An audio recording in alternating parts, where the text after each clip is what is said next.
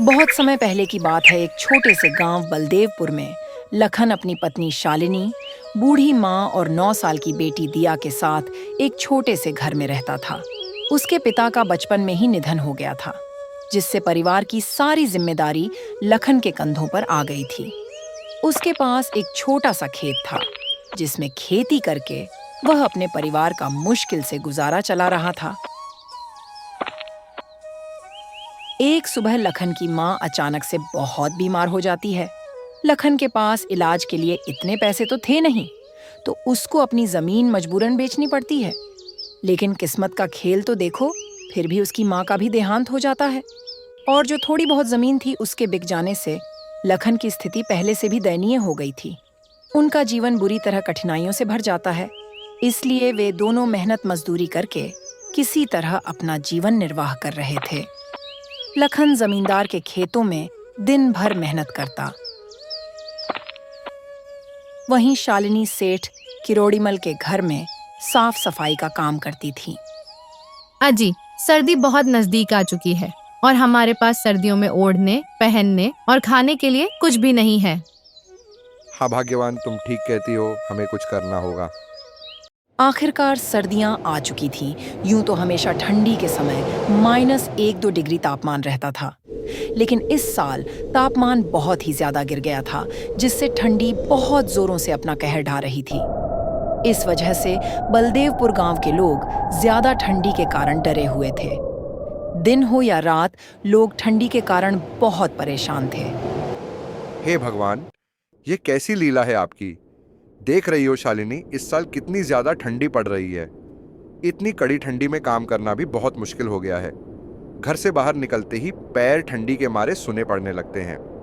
इतनी ज्यादा ठंडी में तो घर से बाहर निकलने का मन भी नहीं कर रहा। ना जाने इस साल की ठंडी कैसे कटेगी। ठीक है शालिनी, अब मैं काम पर चलता हूँ, नहीं तो जमींदार गुस्सा करेगा। ठीक है जी, सर्दी में ध्यान रखिएगा।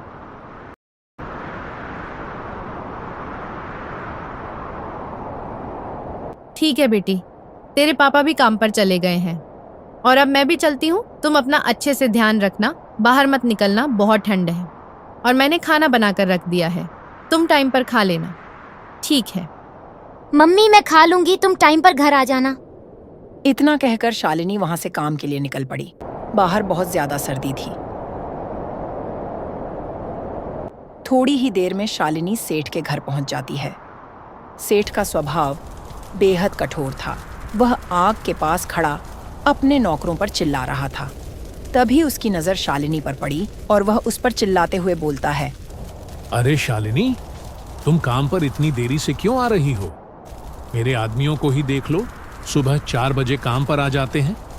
लगता है तुम काम की कीमत नहीं समझती हो। माफ कीजिए सेठ जी, आज ठंड इतनी ज्यादा थी कि जल्दी उठ नहीं पाई। लेकिन आप फिक्र मत करो, मैं जल्दी जल्दी सब काम निपटा दूंगी। अच्छा बहाना बनाने तो तुम्हें बहुत आता है। जाओ, चुपचाप काम पर लग जाओ। अगर आज काम में कोई भी गड़बड़ी हुई तो मैं तुम्हारा हिसाब कर दूंगा। तुम्हारी जगह का काम करने वाले बहुत बैठे हैं। सेठ की यह बातें सुनकर शालिनी को बहुत दुख होता है, लेकिन वह कर भी क्या सकती थी, यह उसकी मजबूरी थी। वह चुपचाप काम करने जा ही रही थी कि तभी सेठानी उसके पास आती है और कहती है, अरे आप क्यों डांट रहे हो? इस बेचारी को दिखता नहीं बाहर कितनी ठंड है? फिर भी ये काम पर आई है, यह भी तो इंसान है। इस पर आपको जरा सी भी दया नहीं आई। अरे भाग्यवान, इन लोगों को ज्यादा सर पर चढ़ाना ठीक नहीं है, नहीं तो यह कोई भी काम ठीक से नहीं करेंगे। शालिनी ने कुछ नहीं बोला और अपनी बच्ची के बारे में सोचते हुए चुपचाप काम पर लग गई। उधर लखन ठंड से कांपते हुए रामधन जमींदार के खेत पर मजदूरी कर रहा था। रामधन अपने खेतों का काम कराने के लिए लखन और कुछ और मजदूरों को सख्त निगरानी में रखता था। अरे ओ लखन, काम ठीक से कर ले। ठंड के बहाने सुस्ताने की कोशिश मत कर। तुम लोग काम करते हो बाल भर और पैसे चाहिए थाल भर। अगर आज मेरा काम पूरा नहीं हुआ तो मैं तुम लोगों को 1 रुपया भी नहीं देने वाला। नहीं जमींदार जी, मैं पूरी मेहनत कर रहा हूँ। ठंड बस थोड़ी ज्यादा है, इसीलिए हाथ पैर जम से रही। लेकिन आप फिक्र मत करो, मैं आपका काम पूरा करके ही जाऊंगा। सुबह से काम करते करते लखन के हाथ पैर ठंड से अकड़ चुके थे और थकान उसके चेहरे पर साफ नजर आ रही थी। लेकिन उसे अपनी पत्नी और बच्ची की बहुत फिक्र थी, इसलिए वह इतनी ठंड में भी जी तोड़ मेहनत कर रहा था। हे ऊपर वाले, ये कैसी परीक्षा ले रहे हो? इतनी सर्दी में भी काम करना पड़ रहा है, और अगर मैंने काम छोड़ा तो जमींदार मुझे काम से निकाल देगा, और घर कैसे चलेगा? शाम होने को थी। लखन ठंड में किसी तरह काम निपटाकर घर लौटने की सोच रहा था, लेकिन तभी रामधन ने उसे फिर से काम पर लगा दिया। ओए लखन, सुन, आज ये काम पूरा करके ही जाना। अगर थोड़ा सा भी काम छूटा तो समझ तेरी नौकरी तो गई। जी जमींदार, जैसा आप कहे। लखन चुपचाप फिर से काम पर लग जाता है। वह बेचारा कर भी क्या सकता था, मजबूरी उससे यह सब करवा रही थी। और उधर बलदेवपुर गांव में ठंड से सभी का बुरा हाल था। गांव का चौपाल, जहां अक्सर लोग बैठकर बातें किया करते थे, अब वह सूना पड़ा था और बेचारे गरीब लोग अपने अपने घरों में दुबक चुके थे। अब तो आग ही उनका एकमात्र सहारा था। गांव का बुजुर्ग सुरजाराम, जो अक्सर गांव वालों को इकट्ठा कर कोई न कोई उपाय बताता था, इस बार भी चौपाल पर पहुंचा। उसने 4-5 लोगों को इकट्ठा करके कहा, सुनो, इस बार ठंड बहुत भयानक है। अगर हम सब मिलकर कोई उपाय नहीं करेंगे तो कई लोग इसकी चपेट में आ जाएंगे। हमें जंगल से और लकड़ियां लानी होंगी और हर घर में अलाव जलाने की व्यवस्था करनी होगी। लेकिन दादा, इतनी ठंड में जंगल तक जाने की हिम्मत कौन करेगा?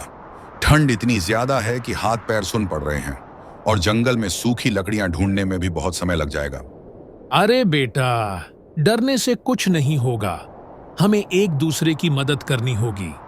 अगर हमने ठंड के आगे हार मान ली तो गांव के कई घरों के चूल्हे हमेशा के लिए ठंडे पड़ जाएंगे। फिर वे सब निर्णय लेते हैं कि सब लोग मिलकर जंगल से लकड़ियां लाकर सभी के घरों के आगे अलाव जलाएंगे, जिससे कि सर्दी से बचा जा सके।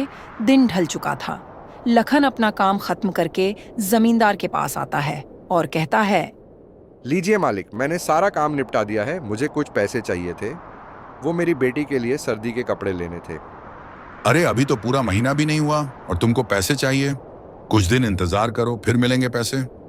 जमींदार की यह बात सुनकर बेचारा लखन दुखी मन से घर की ओर चल पड़ता है और लखन को घर पहुंचते पहुंचते रात हो जाती है। अजी, आ गए आप? इतनी देरी क्यों कर दी आने में? अरे भाग्यवान, वो जमींदार जी ने रोक लिया था और मैंने पैसे मांगे, वह भी नहीं दिए। अच्छा, कोई बात नहीं। अब सर्दी में कैसे ठिठुर रहे हो? आओ, हाथ सेक लो।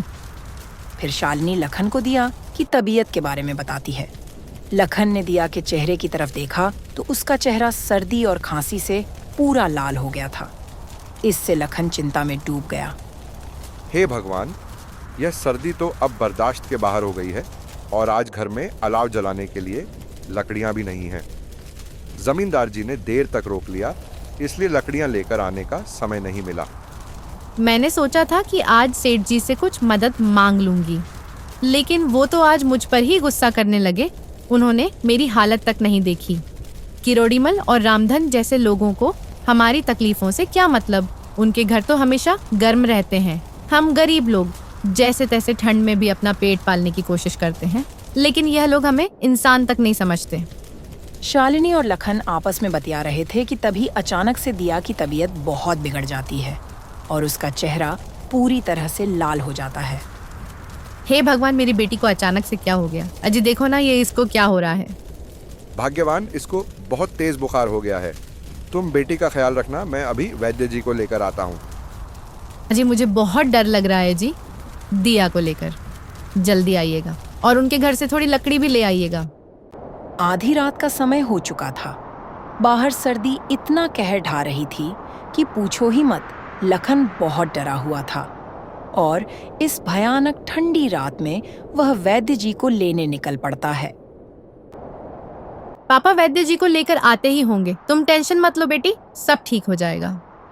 उधर लखन घर से थोड़ी ही दूर निकला ही था कि रास्ते में बहुत जोरों से बारिश भी शुरू हो जाती है। लखन चारों ओर चिंताओं से घिरा उस भयानक बारिश वाली रात में बिना रुके चलते ही जा रहा था। उधर शालिनी का दिल दिया कि ऐसी हालत देखकर बहुत ज्यादा घबरा रहा था। दिया की आंखें धीरे धीरे बंद हो रही थीं और उसका शरीर ठंडा पड़ने लगा। अरे अरे मेरी बच्ची। जैसे तैसे लखन वैद्य जी के घर तो पहुंच जाता है, पर उनकी बदकिस्मती तो देखो, उस रात वैद्य जी अपने घर पर नहीं थे। उधर शालिनी इतनी जोर से चिल्लाती है, उसकी चीख उस भयानक काली रात की बरसात को चीरती हुई सीधी लखन के कानों में पड़ती है। यह चीख इतनी दर्द भरी थी कि हर सुनने वाले की रूह कांप जाती।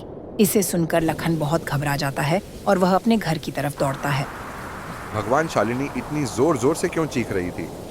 भगवान करे कोई अनहोनी ना हो।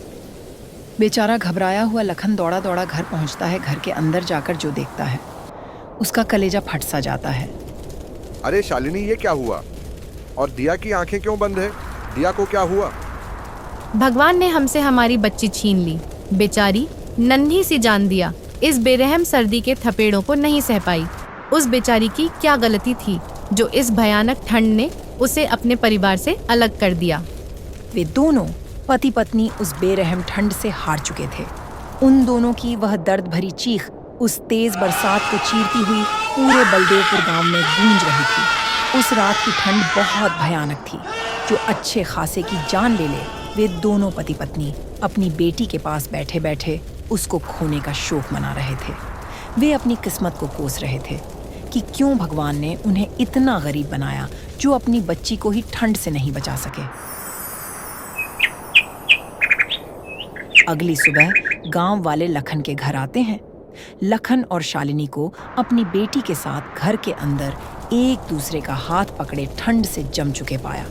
उनके चेहरों पर एक अजीब सी शांति थी, मानो उन्होंने अपने बेटी के पास पहुंचकर सुकून पा लिया हो। बलदेवपुर गांव के लिए यह एक और त्रासदी थी। ठंड ने एक और परिवार को खत्म कर दिया। दोस्तों, हमारे आसपास भी बहुत सारे ऐसे गरीब और लाचार लोग हैं जो मौसम की मार से अपनी जिंदगी गंवा देते हैं। तो ऐसे लोगों की जरूर से मदद करें और इस वीडियो को ज्यादा से ज्यादा लोगों के साथ शेयर करें। धन्यवाद।